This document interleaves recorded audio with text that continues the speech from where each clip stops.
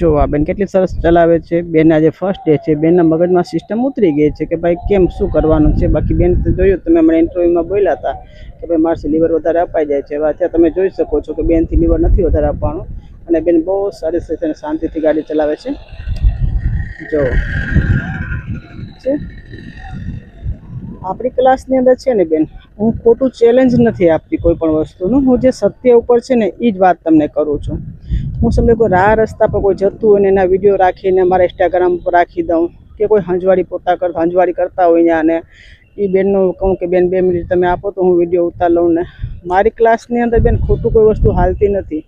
મારી ઇન્સ્ટાગ્રામની આઈડીમાંથી તમે જે પણ બહેનોને કહેશો ને કે બેન આ વ્યક્તિ સાથે મારી વાત કરવી છે તો તમે મારી પાસે ગ્રાઉન્ડમાં આવજો, હું તમારી એની વાત કરાવી દઈશ. કેમ કે પર્સનલ નંબર તો બેન કોઈને અપાતા નથી, બરાબર. એટલે આપણે છે ને બેન સચ્ચાઈ ઉપર હાલીએ છીએ અને સાચું જ બધું કરીએ છીએ.